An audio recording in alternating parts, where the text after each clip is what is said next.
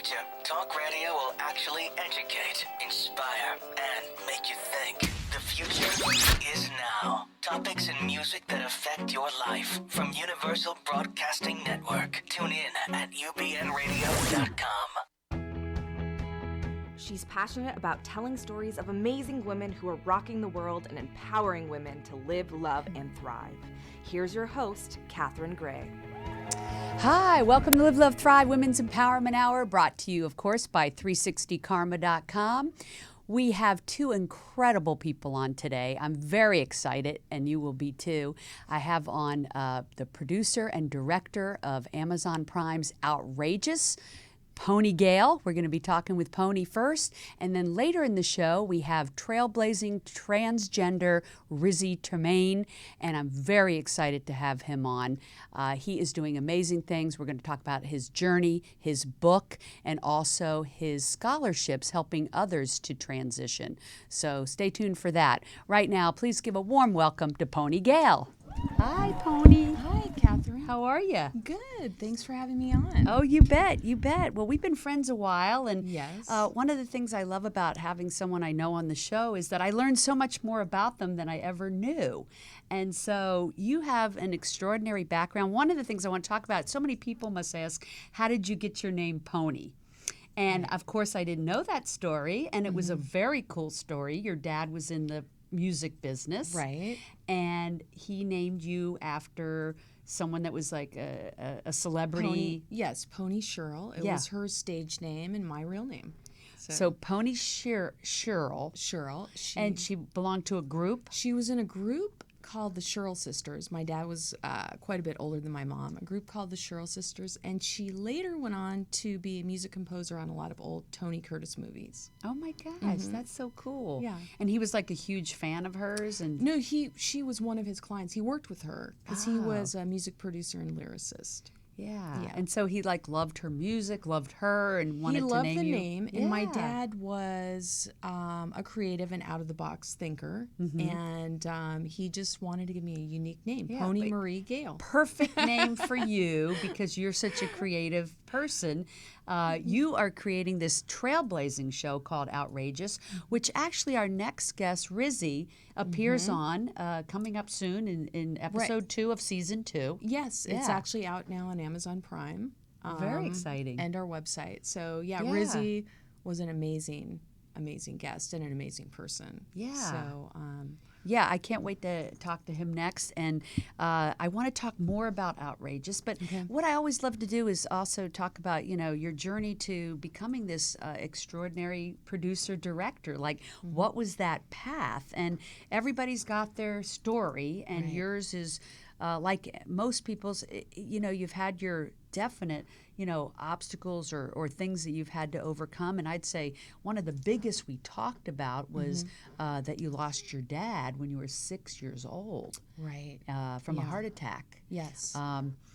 First of all, does it make you nervous? Like whenever you have something in your family, like do you ever think, oh my gosh, I better like stay calm and eat healthy and like you don't, Well, I definitely try to eat healthy and work out and take care of my health and get regular physicals and that kind of thing. I think our generation is better at this, It is right? better. It is. Yeah, we're a little bit more attuned to what's healthy, what's not. We're trying to live to 180 and exactly. Yeah. Well, in the 60s and 70s, everybody drank and smoked cigarettes. Right. It was just what you did. Right. So it was a different, and really didn't work out a lot. So right. It was a different lifestyle. Yeah. And I came from the South. We were eating fried chicken. Right. And, I mean, just to add insult to injury. I love fried chicken. It's not like I deprive myself, but the majority of the time try to eat healthy. Yeah. So your dad was this creative guy in the music business, a real trailblazer himself. Yes. Yes. You tell me you came from a mom who also had physical challenges. Right. She had polio. She had polio when she was 7. Wow. Right before they developed the vaccine. Oh my gosh. And she was initially paralyzed from the neck down, and then later feeling and movement came back in her body, but her legs never fully came back. And so as a teenager, she was on crutches. And when she had me, she started using a wheelchair because she said it was easier to get around. Right. And really, as a kid, she did everything. She drove, she played wheelchair tennis, and she had a talk show on Fox when I was a kid that she hosted and produced. Oh, my gosh. Called New Forces. So she did more than a lot of people ever do that are able-bodied. You know?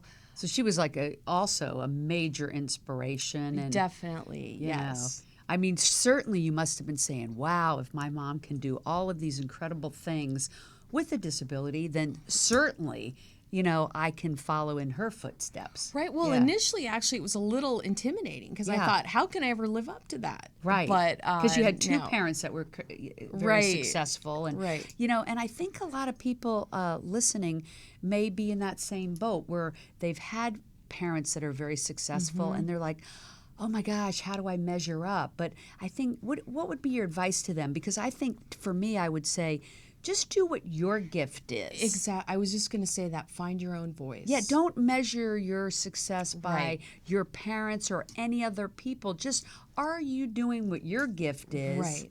And giving it your full on. And that's all you're supposed to be doing. Exactly. Yeah. And that's exactly what I did. I mean, at first I was intimidated and I was not going to do anything creative. But it was in my blood. And so I couldn't not. But you started really early. I started early. Yeah. I started very early. Because at 15, 16, you were already like producing a show, right? Or No, actually, it was a little, I was older than that, a little older than 15, 16. But at some point, I did an internship at Century Cable that's now Spectrum. It's gone through a million changes. And how old were you when you did that? I was in my 20s. In your 20s. Yeah. So that's still young. Yeah. Because actually, I changed my major in college a few times. Yeah. And I wasn't you're the really, only one yeah, that I'm did the only that. one. And then actually my mom kind of tricked me into checking out this internship at Century Cable. So I did. And I used to work on their Saturday live shows, and I loved it. And I learned camera work, editing, and then I eventually did my own show.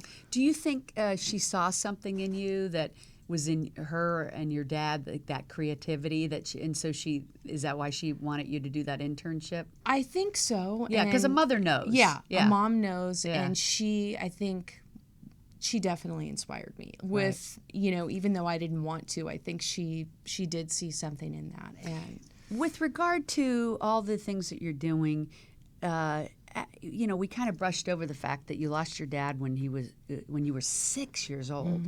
How did that impact your life, do you think? Well, I think when I was younger, it was definitely devastating because I was very close to my dad. And it really rocked my world, you know, as it would. Sure. But actually, you know, growing up as an adult, you know, people will ask me like, wow, that's awful. How did it affect you? As an adult, I learned because I've seen so many friends of mine and people I've known that didn't have a great experience with parents. Right. And I honestly, as an adult, I'm just grateful that I had a wonderful dad that I loved and was very close to, and I'm glad I got that experience. And then fortunately, your mom remarried a great guy. Yes. So you did have kind of two fathers. Right. Both were great. Right. So you were dealt a good hand in that respect. Yes. Yeah. And they're still married. They've been married they've been together over 30 years. Oh my gosh, that's great. And your dad, your birth dad, they met, you were telling me your mom was a singer. Yeah. And they met in an elevator after a show. Yes. Yeah. Yeah, she was singing at a hotel in New York City, and they met in an elevator after the show, and he asked her out, and 3 weeks later, they eloped. I love it. Oh, my gosh. So I was born in New York City, and then when I was about a year and a half, my parents moved to Hollywood. Right. Okay, so would you ever elope in 3 weeks? TBD. Actually, probably I not. gotta say, I would not do that. No, probably not. Probably complete total opposite. Maybe like 3 years. 3 decades, I'll think about it. Yeah, 3. Exactly. That's funny. But, you know, it is funny. Maybe it was more prevalent then. I don't know. Or maybe they were just like really, I think it was, you know, I wild. don't know. And right. They were really young, right? Yeah. Yeah. Yeah, well, my dad was quite a bit older than my mom. My mom was Yeah. really young, and he was Yeah. quite a bit older. He'd been married before and divorced. And Yeah. I think sometimes when you know, you know. When I do think that. Yeah. That I agree with. When you know, you know. Because it worked. I mean, they were happily married for 8 years until then. up until he passed away. Wow. So what was your path to becoming the fantastic, producer director you've ended up being now, doing, like, as you tell me, living the dream, like working on the projects you want to work. But what was your path to that? So you started interning at that cable company, yes. and then where did it go from there? I started interning at the cable company. I started doing my own show, which was called Reality View, which was we would go shoot local LA bands playing live. Oh, fun. And then it was a music show that I hosted and produced. And then this was your idea? This was my idea. Yeah. I created it kind of after like an MTV style, the old school. Yeah. But with local bands and unknown I remember when there was no musicians. MTV. Right. Just saying. Okay. Just saying. I know it's embarrassing. I do remember that. I remember when the first ones came out. Right, with the VJs and everything. Yeah, Downtown Julie Brown. And right, well, and because, music is in my blood, too, from my dad, I wanted to support unknown artists. Yeah, So, but how nice it was, your first project, basically, of your own, was taking the music industry you love and the film industry you love and marrying the two. Yes. Perfect for you. Yes, Yeah. and I loved it. And then you were telling me Music Connection magazine wrote an article about your Right. show, which oddly enough, I just had people on my show That's what you were from saying. the Music Music Connection magazine. It's Yes. a small world, right? Yes. And did that really help promote that show? It did help promote it. I did the show for about 3 years. It was a bi-weekly show. And then I just kind of went in a different direction. And it was a fabulous thing. But life happened and I got busy and I was freelancing on shows. And I decided I wanted to work at HBO. And everybody's like, how's that going to happen? And I ended up, a friend of mine that worked at HBO asked me one day if I wanted to do a PSA for free, and I would get to meet some of the bigwigs at HBO. And I said, sure. So I did the PSA, and I did get to meet some of the production guys. I love this story because it's the epitome of what I believe and that we talk about, and that is you set your intentions on what you wanted. You wanted to be at HBO. You when the universe said, hey, come do this free PSA, you took the action. Yes.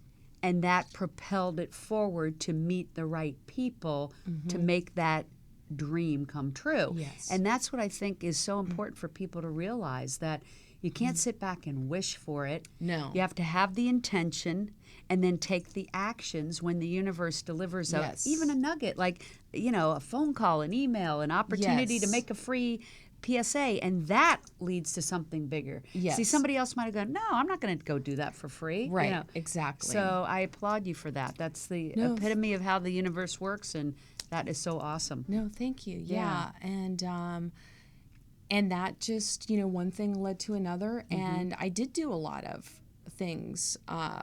I did stuff for free. I worked in a lot of, I was If production we're in assistant. production, we've all done stuff for free. And I was a PA where I did get paid, but I was working 16-hour days. Wow. And, You had paid your dues. I paid my dues. Yeah. And it was great because I got a lot of really good experience. Right. And actually from that, when I did meet a producer at HBO, when HBO was just starting original programming back in mid-90s, I had, an interview with a producer there that I came in and said, hey, you worked with my friend Robin on a show. She said hi. She said you're great. And I couldn't remember who Robin was because I'm really bad at names. But then I saw a picture of her on his desk and I remembered. And I said, oh my God, I love her. Tell her hi, right? And long story short, he hired me on the spot. Wow. And that was to work on which show? Well, I was working, he hired me to work in production. Then I worked on the pilot for The Sopranos and Sex and the City and all the old school shows that were starting out. It was a really exciting time. I have to tell you, Sex and the City was one of my favorite shows. I love that show. It was a great show. I loved, Sopranos, but Sex and the City was great too. I loved them all. It was a really fun time. And I learned a lot. And you were editing on those shows, or what were you doing? I was working in production. I was on the actual shooting? I was like a liaison between the production and HBO. Oh, cool. And assisting the producer, and just starting out. And once you've done HBO, what a wonderful thing to have on your resume. It kind of opens a lot of doors. I right? worked at HBO on and off for 16 years. Wow. And it was fabulous. Those people that I worked with are like family. In fact, I just had lunch with one of them yesterday that's working at another cable company. I won't say the name right now. And they're interested in doing a project with me possibly. Collaboration.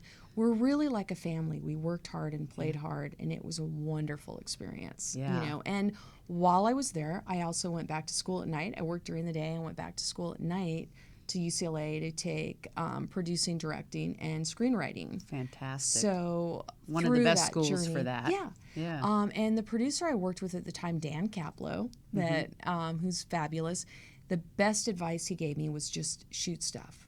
Do your own thing. Yeah. So that's what I did. I've been an independent filmmaker for over 20 years, and HBO was always very supportive and screened my short films. And one of my short films that I made while I was working there, I actually took a hiatus to make it, was called The Pink Ladies. And I won a Best Director award for that at a festival in LA. And what was that about? It was about it was very much like the L Word. It was before the L Word came out. It was a story about 5 friends, 5 girls, all different sexual orientations. And I shot kind of like the short was like the pilot of their story. Yeah. And in that story, it was one of the girls had been sober, and she fell off the wagon and had a drug and alcohol problem. And it showed how it affected the other friends. Right. And where that journey took them, and then she came back around and got sober. And was that because of their friendship and support? Because I always say, well, it was people live a healthier, happier life when they have a support around them. I think they helped, friends. but it was also not her. before she took them down, I'm sure. But right. Yeah. But I mean, I think that helped, and it just showed how it affected them. But I think anybody that gets sober. Because I'm sober myself for 24 years. Good for you. Thank you. High five that. And I, talk about it. It's a personal thing. Like you have to have the willingness. Yes. Nobody can make you drink, make you sober. Right. It comes from inside. Right. And don't you think that's pretty much the same for life in general? We create our life. Definitely. Nobody creates it for us. Definitely. So whatever our life is looking like, definitely, we've created it. Definitely. Yeah. Whether we want to take responsibility for it or not, but that's it. Yes. The beauty of it is we can create our life, our fate. Right. Yeah. Well, just like I started my own production company about 3 years ago, and I used to say prior to that, people would ask me, if you could do anything you'd want, what would it be? And I'd say have my own production company and do the things, make the films I want to make. Right. And what I love is you're making films that mean something to you. Yes. And that's what was important, not just to make films, but to make films for the greater good. Right. Well, Outrageous, the docu-series for the LBGT community, like I kept hearing people say, well, I don't see my story. Right. So that's why I wanted to do something that we could have different guest stars and tell different stories and tell as many people's stories as possible. And I love that. And you're in your second season on Amazon Prime, so people can catch it there. And it's called Outrageous. And tell us a little gist of it. I know you have all different types of characters all represented in there, so it's a nice slice of life. Yes. Yeah. It's all different sexual orientations and allies of the community. In season 1, we had female to male transgender, D-Lo and Ian Harvey, who was on Transparent, and kind of tell their journey. We had a male to female transgender, Maya from India, tell her story and how, she could have been killed in India. That's why she came here. Wow. And living a lie, she was suicidal. Yeah. And that's so true that we have to be our authentic selves in order to be happy. Yes. And so that's why so many people in the gay community are suicidal, because they're living a lie. They're having to not tell people, family or whoever.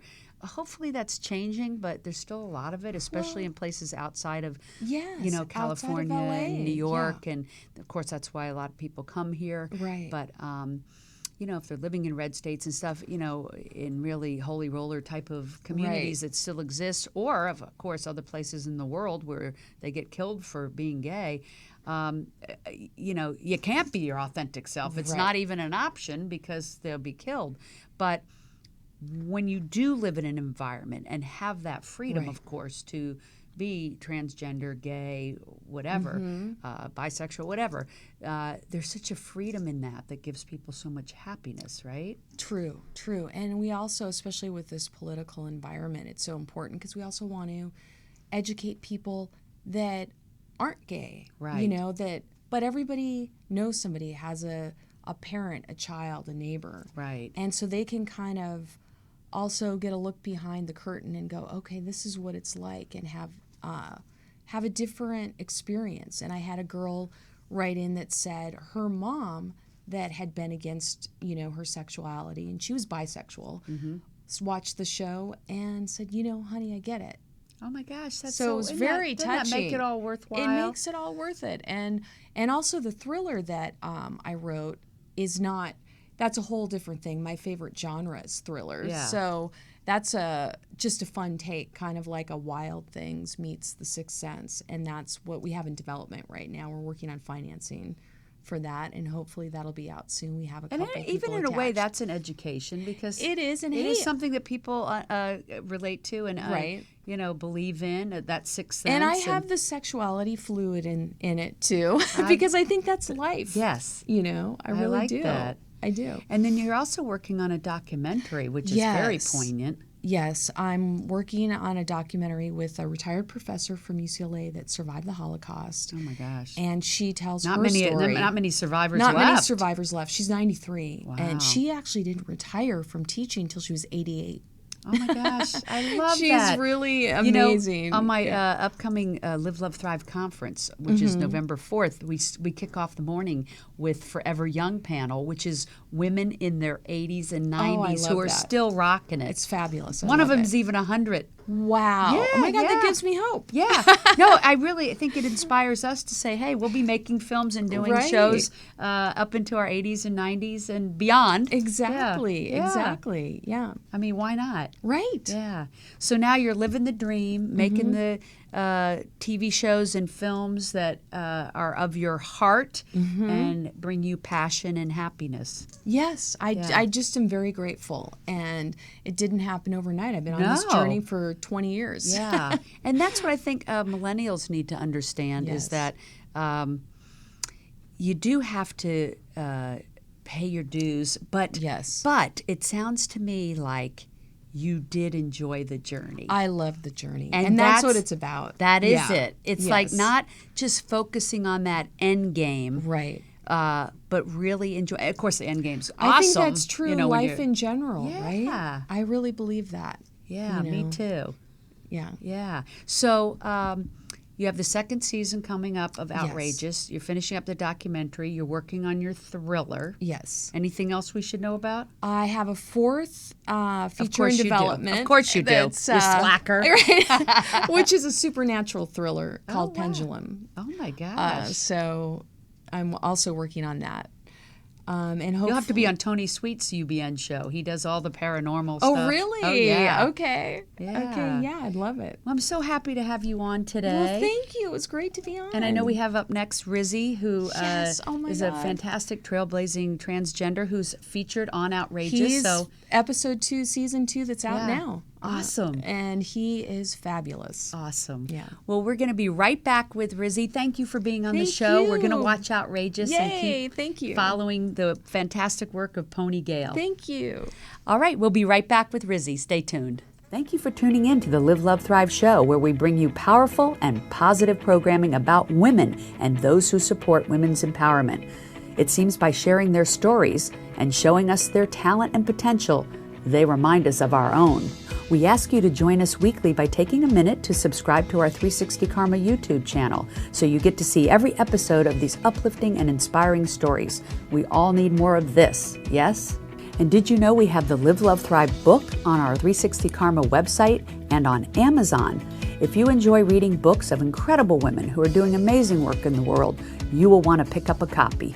Also, when you join 360karma.com, you will enjoy our growing video content of expert advice and support, and learn about our workshops and our second annual Women's Conference in West Hollywood, November 3rd and 4th of this year. If you would like to align with a like-minded, purpose-driven community, you will feel at home at 360karma.com. We encourage and support you to live the life you love.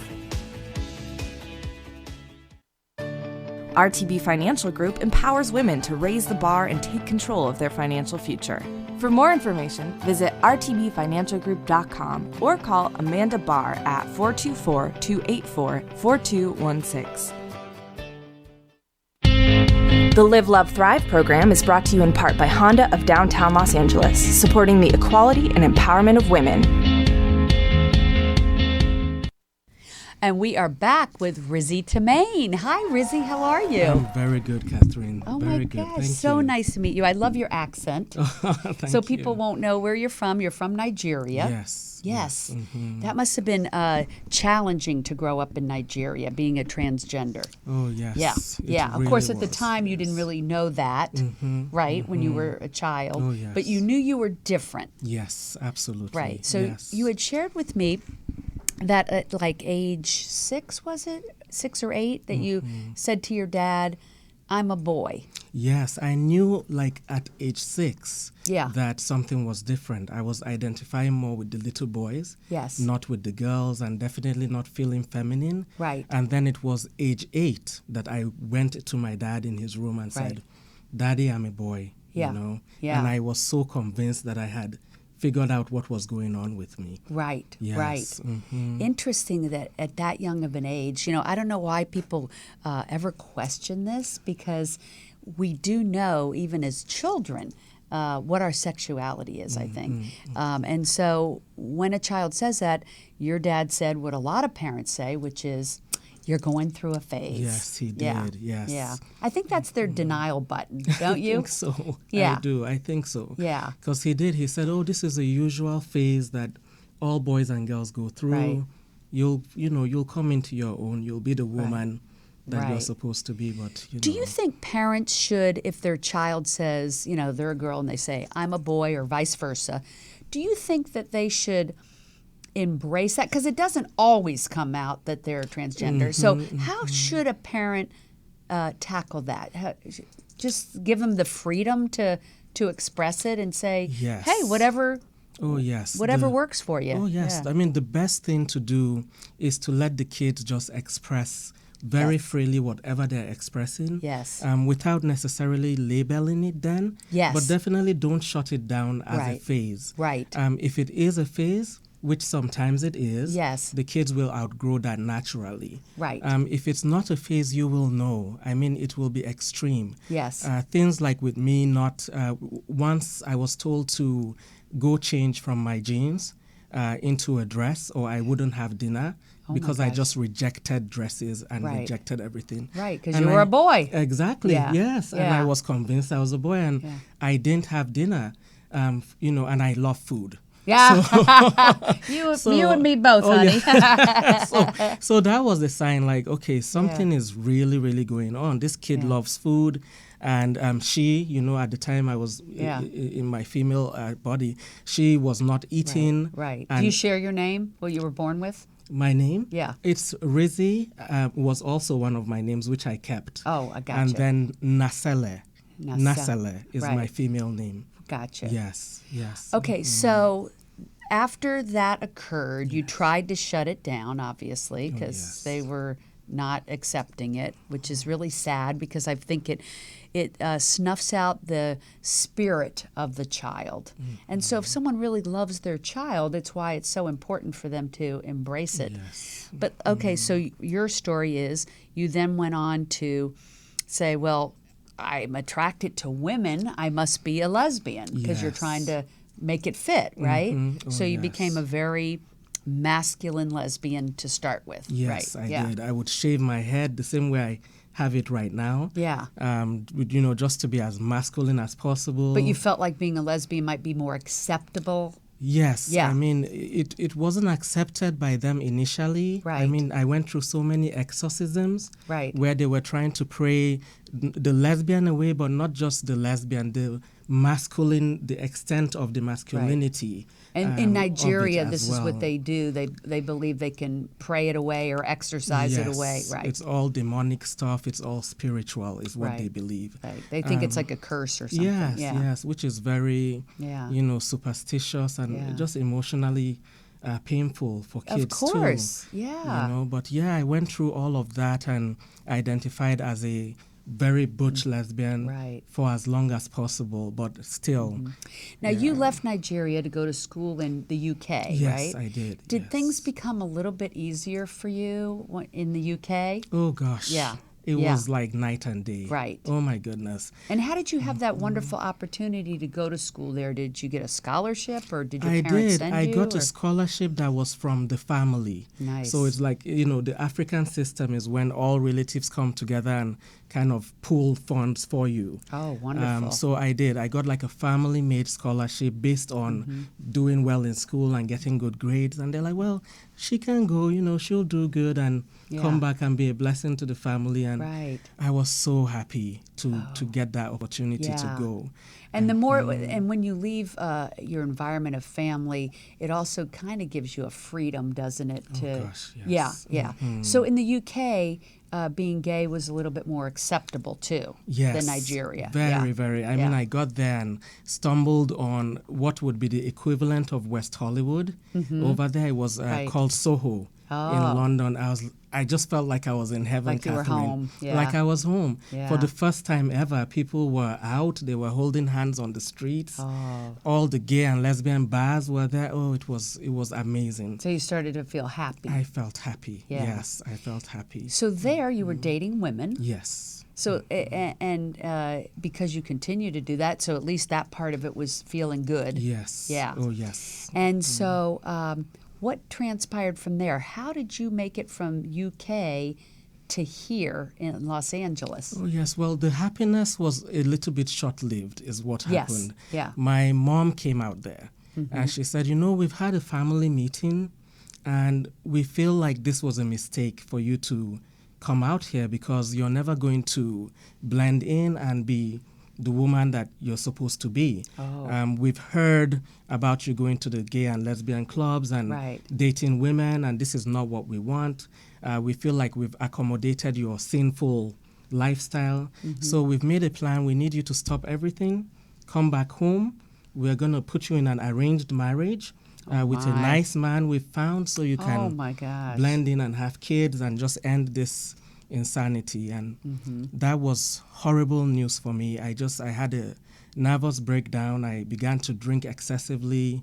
I missed school for about maybe 10 days. I was just in bed feeling almost suicidal at how soon all this happiness was going to fade away. Right. And Now, then- did you go back to Nigeria? Oh, no. What happened? I was saved, actually. I was rescued by a very nice counselor at the school because they called me after those 10 missed days of classes and said, you're missing a up?" lot of classes. Yeah. What's up? Yeah. Come in and talk to us because we're going to, drop you or fail you. And I went in and I just blotted out to the counselor, like, look, I'm a lesbian. They're going to take me home. I don't know what to do. And she said, we have a campus in America. We have campuses, rather, in What a America. godsend. Wow. And we can get you a visa based on this information because this is like sexual orientation persecution. We Yeah. can get it really fast and ship you out. Choose somewhere to go. And I thought, I'm going to Los Angeles. I don't know Wow. anyone, but it's sunny and there's West Hollywood. Yeah, you didn't pick Peoria, did you? Oh, no. Well, now, so this is kind of where your new journey began. So as you arrived in Los Angeles, you were embraced Yes. and feeling happy again. yes. But then it was at age 35 that you actually realized, wait a minute, I'm not a lesbian. I am a boy, like I thought when I goodness. was a kid, right? Yes. Yeah. Oh, yes. It was always there. There Yeah. was always an inner emptiness Yes. and a void. Yeah. Something still wasn't quite right. And I knew what it was. I had just suppressed it because of how traumatic the first coming out was as Right. a lesbian, and all the exorcisms and Yeah, everything. I couldn't yeah. imagine telling my parents, Oh. I'm a man, I'm going Right. to transition. But Right. Oh, yeah. yeah. I can yes. imagine that. But I mean, I know I had a hard enough time saying gay. Exactly. Yeah. Oh, yes. Yes. In the climate of what's going on here in the world now, I know you transitioned at 35 years old. Yes. You're such an inspiration, I think, to people midlife who maybe haven't made that transition, since that's your story. And then we know that there's a lot of kids that we hope don't have to wait till they're 35. Oh, gosh, yes. Right? Oh, yes. 'Cause, Mhm. yeah. And hopefully people will listen to the show, and even if we touch one person, doesn't that make all the difference in the world? It for sure? really does, yes. So let's tell them your story. At 35, you realize, nope, I am a male. Yes. And I'm going to live genuinely and authentically as what I am. Yes, exactly. That must have been a big weight off your shoulders. As scary as that was to announce, right? Oh, yeah. yes. Yeah. It was terrifying, but also liberating. Right. Like, that was it. This was the point at which, come hell or high water, I'm going to be who I am. Right. Now, you were dating someone at the time Yes, I was dating. who now is your wife. Yes, she is. Yes, I she love that is. story Mhm. because I have to think in my little circle of people I've known of transitioning that sometimes that doesn't work out. Very often, more often than not. That's what I was going to ask you. So more often than not, when somebody transitions, they do lose the person, they're with. Yes. Now, in your case, she embraced it like she just loved the person. Yes. And Oh, that's the way yeah. it should be. Yeah. But that's a beautiful love story. It really is. Yes. Yeah, I know we have your wedding picture. And, Oh, awesome. Yes. yeah. Yes. She's Beautiful young lady. inside and out, and Yeah. very open, very accepting. Always said she saw me as genderless Yes. and just loved A person. the person Right. inside. Yes. What I've heard breaks up some relationships is that when someone transitions from female to male, they become a different person. Do you feel like you became a different person, or do you feel like you were the same person? I know exactly what they mean because I've heard of that too, and I've seen some changes that do really happen from the testosterone, just the hormonal changes. Right. And people get, either more aggressive or, they think differently and act differently. Because you seem very low key to me. I was just going to say, in my case, I was even more low-key than Wow. this. So this is my highest level of aggressiveness and, being more Right. outspoken. This is my highest level. Right. So it wasn't too drastic a change for her. Right. Yes. Right. Mhm. So then how long after your transition did you get married? Oh, gosh. Right during the whole thing. I mean, I Really? Oh, yeah. We did everything right in there. I did top surgery in 2012 January. Yeah. We got married on Maui Island, Yeah. like just a ceremony in March Yeah. 2012, and then we did the court wedding in LA to make everything legal. Yeah. After my name change and gender change markers were changed Right. in September 2012. Oh my gosh. And so it moved really, really quickly. I bet that wedding day was one of the happiest days of your life. Oh, yes. I mean, here you yes. are standing in your authentic self with this beautiful woman who's stuck by your side through it, yes. and that love and support, yes. unconditional love and support. I mean, that just had to have been like such a highlight. It really was. Yeah. It still is when Still I is. think about it. Yeah. Yes. Oh, How long have yes. you all been married now? Now it's 5 years Oh, married, beautiful. and then 10 years together altogether. Ah, I love Yeah. it. I love it. Now, back to your parents. Yes, yes, So your dad got sick with cancer. yes. When Is he still with us? He's still with us. Yes, he's actually in town right now. Oh my gosh. Yes. But you didn't think he was going to make it, so you went back to Nigeria? Yeah. What happened was, And you went back as a man? yes. Okay, so since you transitioned, you went back there. Your dad was sick, and I know you went and stood by his side and took care of him for a month. I did. Yeah, Yes. nursed him back. Nursed him back and was with him. I had been so nervous of how he would react to seeing me because when I said I was going to transition, we kind of broke up again. Yeah. Mom stopped talking to me, Dad stopped talking to me. Right. and which I knew would happen. And the next contact was hearing he was ill. I think it's just that they need time to digest it, right? You know what? They did. They just needed time to digest it. I know some parents never come around. Right. But majority, honestly speaking, I think with time to digest what's happening, I they don't do understand come around. parents that don't come around. I'm sorry, I don't understand that. People are a soul. Yes. Whether they're female or male, whatever, they are a soul. Yes. Doesn't that parent love that soul? Soul. That's what I don't understand. I don't understand how people reject their children. What a shame for them. If they are, even if they are religious people, I mean, all the more reason they should love that soul. Exactly. Yeah, I don't get that. Anyway, back to your dad. That month of being with him and being there for him was extremely bonding. Yes. Yes, it was. It was. There's magic in those setbacks that we have, whether it's health-wise or other challenges.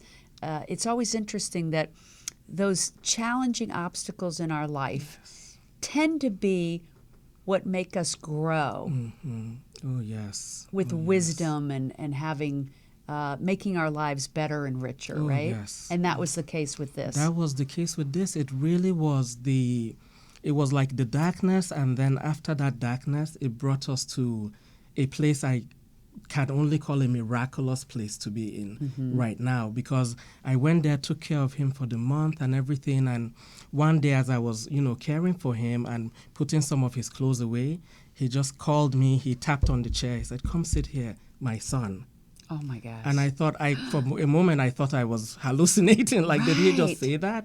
Oh my And God, he you're going to make me did. cry. Oh, yes. And I sat there and he said, "I'm sorry for all those years. I'm gosh. sorry for the exorcisms and the misunderstandings and just letting you go through all this alone. Wow. I'm so sorry." Because as I look at you now, I see my child.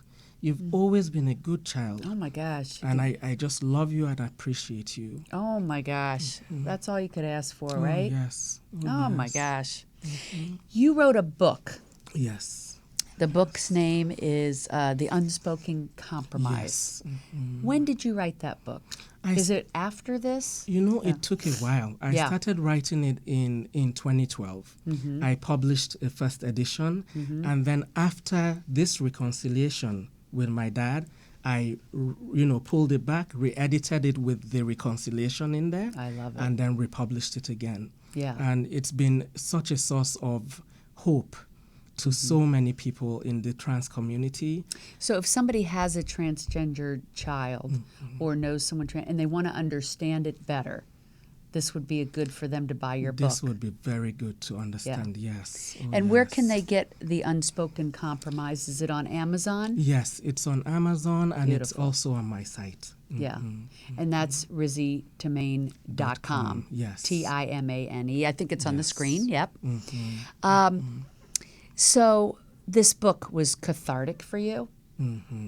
I can imagine. Oh, gosh, yes. Yeah. Is it about your journey that we just talked about? Yes, it is. It's about just the whole self-discovery at 6, the bullying that I went through. Oh, I bet. The suicidal thoughts, the suicidal attempt, and then, the conversations with mom and dad and the compromises Right. we had to come through as a family. Yeah. Where, you may not agree with your child's gender or sexual orientation, but you have to love them and you have to evolve your Right. religious thinking Right. in order to love your children. To realize God made people in different Yes, ways. yes. And God loves all people. people. Love is love. Love is love.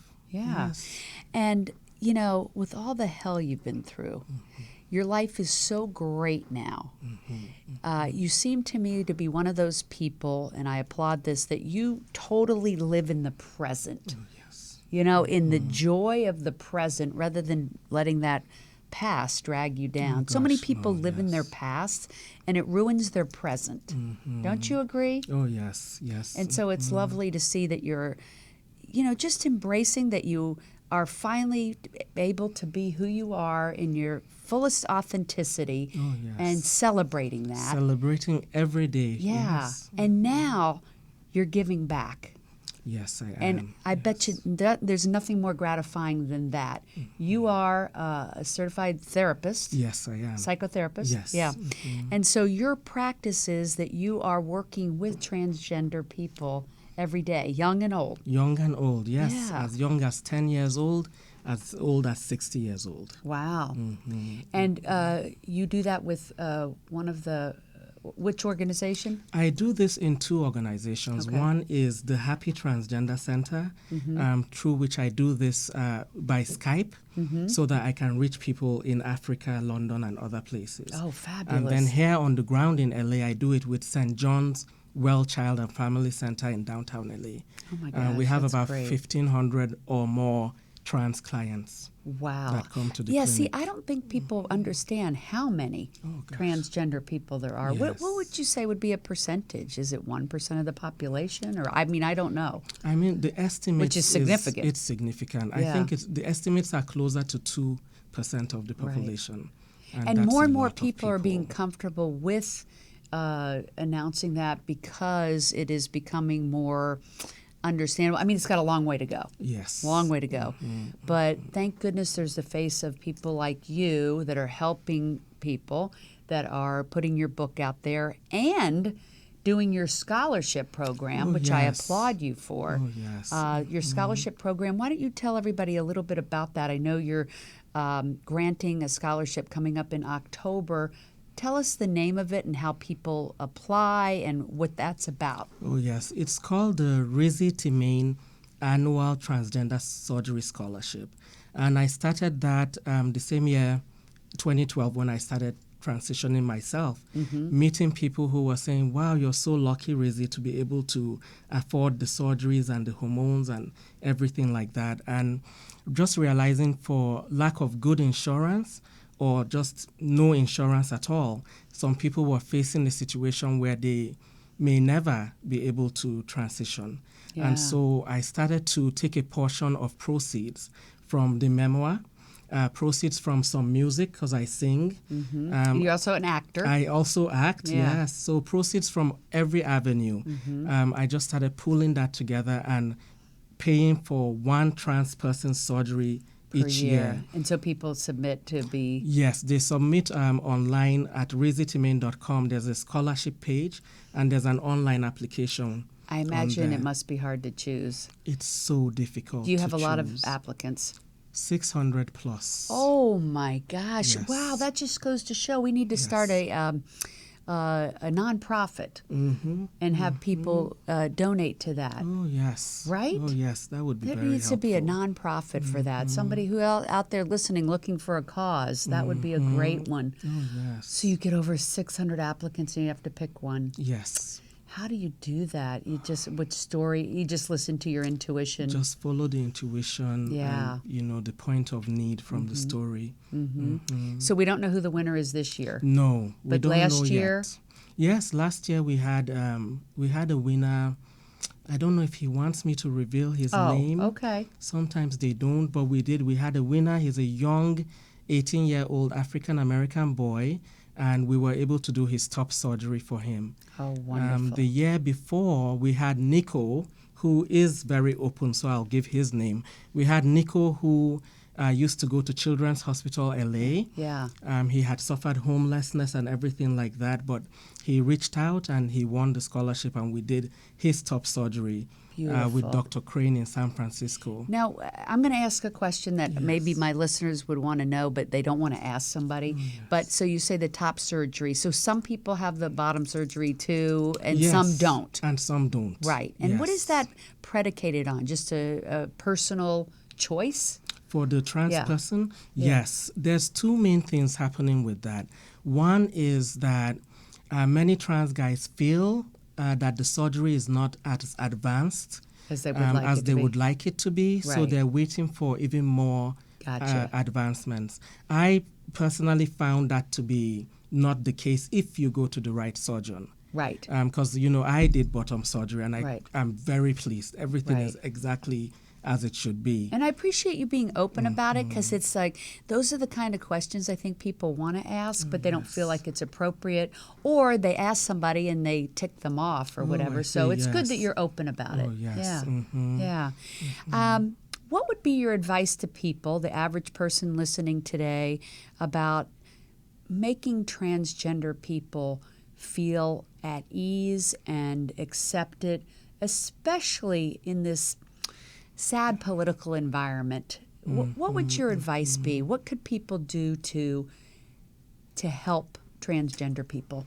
You know, honestly, the first thing is educating yourselves on just, the spectrum of transgender, because there's a huge spectrum. What is it to be trans? Read our stories, learn more about us. And on a personal level, when you do encounter a trans person, one of the easiest things to do, but it goes very neglected, is to ask them their pronouns and use their pronouns. Right. Because, initially, a trans man could look very feminine and female, but be on testosterone and need to hear you say sir or he or him. Right. And each time you still say she, it's like, it's a trigger. It's very, very painful. And then I have friends that are gender fluid. Exactly. And they want to be called they. Right. And I know it's hard for people to work it in. They want to. A lot of people, their heart's in the right place, but it's just learning how. But so you think you should ask a person, hey, which pronoun do you prefer? Yes. And that's not insulting. Oh, no, that's perfectly. In fact, you'll make their day. Good. Hey, if somebody took one thing away today, it's ask which pronoun you prefer. Exactly. I love that. Oh, yes. You are a great man. Oh, thank you. Thank you for the wonderful work you're doing to give back. Thank you so much. And we look forward to all the things that you're going to be doing in the future, like Outrageous. Oh, Can't wait to see you on Outrageous. Thank you. And, yes, that was awesome. Thank you for being on today. Oh, thank you, Catherine. I'm so honored. I'm so honored to be here. Thank you for having me. Thank you. Thank you so much. Well, we will be back next week. Make it a great week. Hugs and happiness.